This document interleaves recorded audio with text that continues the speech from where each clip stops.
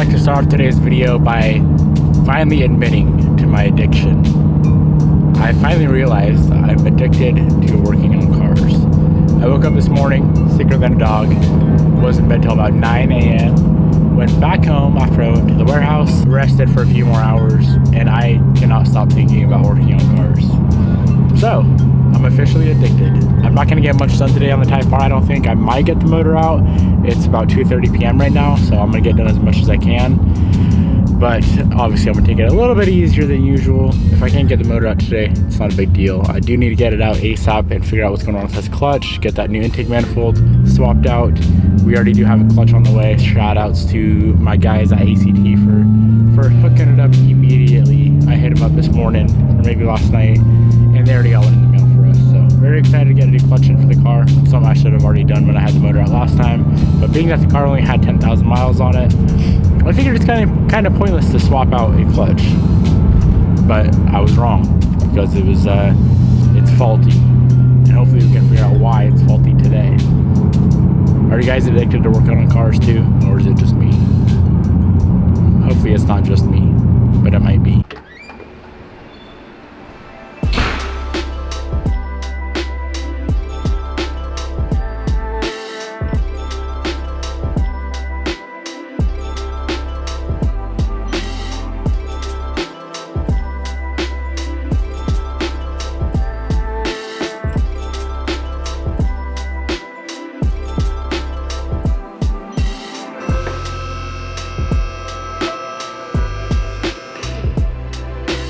Well, boys, we now have 3 reasons as to why we need to pull the motor, or it'll help to pull the motor. She sat overnight, and we have some oil on the ground. The oil pan is steep in a bit of oil, and it's gonna be way easier to get that fixed outside the car. It makes me happy that we gotta pull the motor anyway now to fix all these little problems. If you didn't watch yesterday's video, we gotta fix the clutch, we have to fix the intake manifold, and now we have to fix the oil pan leak. Let's do it.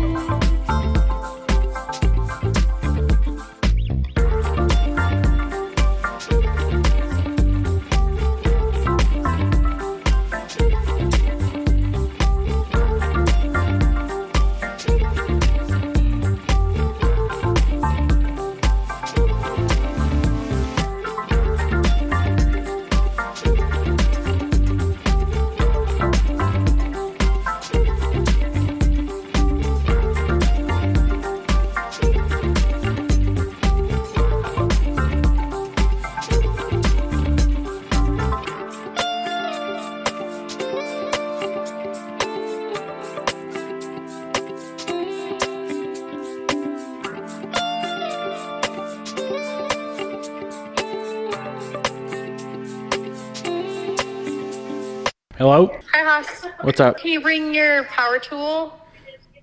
Impact or flashlight? Sawzall? I think just a electric screwdriver. All right, I got you.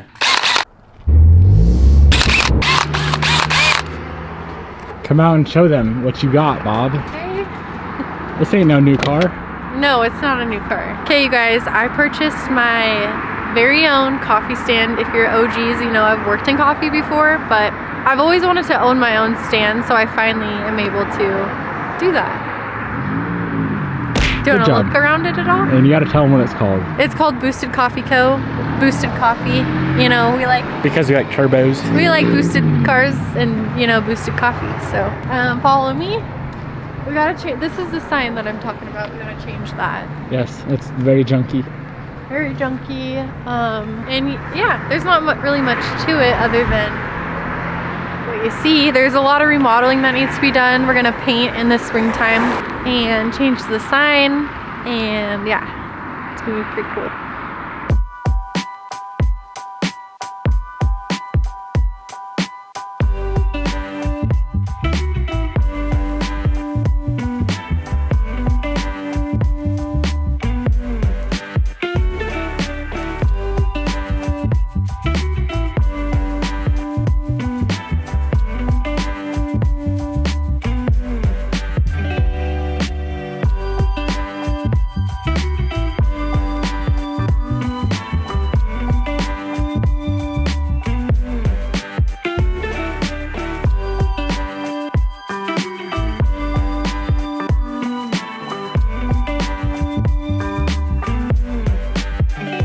Problem somewhere over here. Yeah, somewhere in here. Cool, well, I'll leave you to it. Okay, goodbye. Hi, YouTube.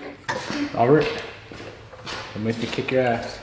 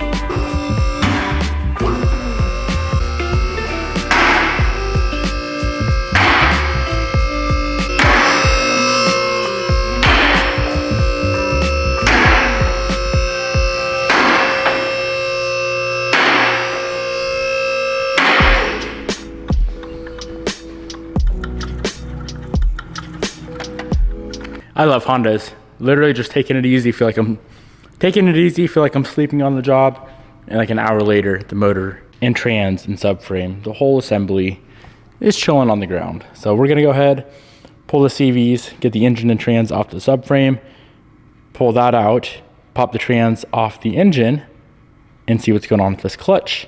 Also, I do want to get the intake manifold off ASAP and see what's going on there. See how big of a hole or a crack we got in it.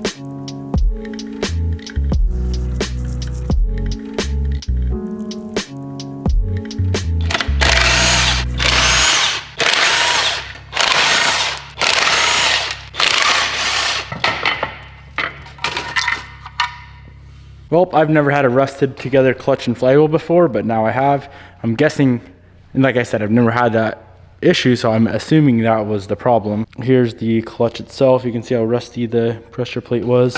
And then if we go take a look at the flywheel, it's also fairly rusty. So I'm guessing it was just stuck together and not allowing us to go into a gear. Being that everything's in good condition, I could just slap it back together with this clutch. But like I said earlier, ACT's the shit and they are sending out a new clutch for the car. So while we wait, I'm gonna pop the, I'm gonna pop the intake manifold off and check it out and see how bad it is.